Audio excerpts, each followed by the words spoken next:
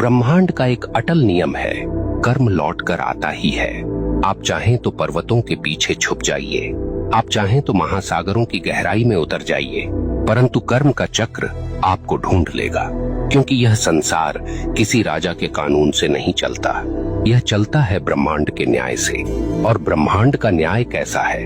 निर्दयी, निष्पक्ष और बिल्कुल सटीक। यह न तो रिश्वत लेता है, न पक्षपात करता है। जिसने जैसा बोया है वैसे ही काटना है।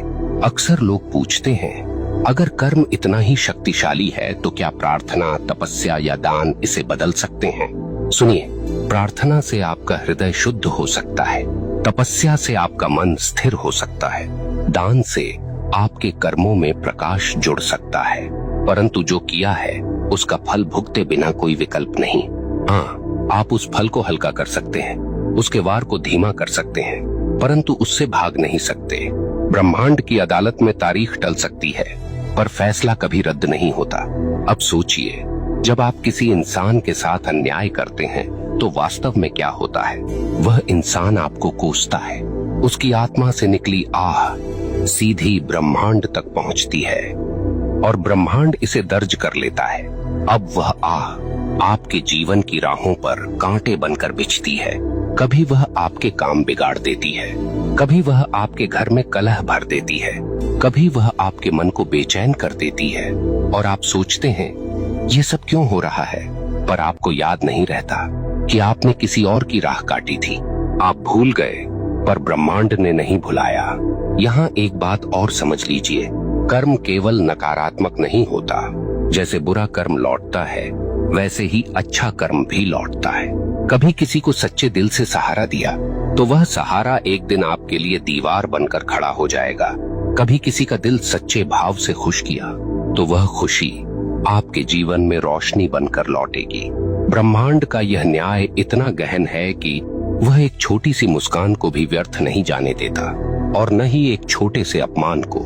यहाँ मैं आपको एक कठोर सत्य बताना चाहता हूँ, आपका कर्म केवल आपकी वर्तमान जिंदगी को प्रभावित नहीं करता, यह आपके अगले जन्म तक जाता है।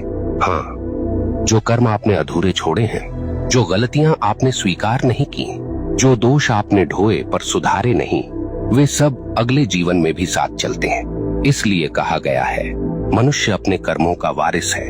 आप सोचते हैं मैं तो मर जाऊंगा, इससे किसे फर्क पड़ेगा? परंतु मरने से कर्म का खाता बंद नहीं होता। आपके शरीर का अंत होता है, पर आपकी आत्मा वही सब लेकर आगे बढ़ती है। ब्रह्मांड तब तक चैन नहीं लेता जब तक आपको आपके कर्मों का फल न दिला दे। अब आपसे एक प्रश्न पूछता हूँ, क्या आपने कभी देखा है कि कोई बच्चा जन्म लेते ही संघर्ष में होता है और कोई जन्म लेते ही वैभव में? क्या आपने कभी सोचा है क्यों कोई अपंग पैदा होता है और क्यों कोई जन्म से ही स्वस्थ और बलवान? क्यों कोई भूख में जन्म लेता है और क्यों कोई सोने की थाली लेकर? यह सब संयोग नहीं, यह सब कर्म का लेखा है। ब्रह्मांड किसी को बिना कारण दुख या सुख नहीं देता। अब एक और गहरी बात, कर्म केवल व्यक्तिगत नहीं, सामूहिक भी होता है। कभी आपने देखा है कि किसी पूरे समाज पर विपत्ति आती है, पूरा नगर डूब जाता है, पूरा गांव अकाल झेलता है, कभी कभी पूरे राष्ट्र पर संकट आता है। क्यों? क्योंकि उस समाज के सामूहिक कर्म का परिणाम वही होता है। अगर लोग सामूहिक रूप से अन्याय करें, सामूहिक रूप से भ्रष्टाचार करें, सामूहिक रूप से निर्दोषों को सताएं, तो उसका फल सबको भुगतना पड़ता है। यही कारण है कि इतिहास गवाह है, सभ्यताएं उठी और सभ्यताएं मिट गईं,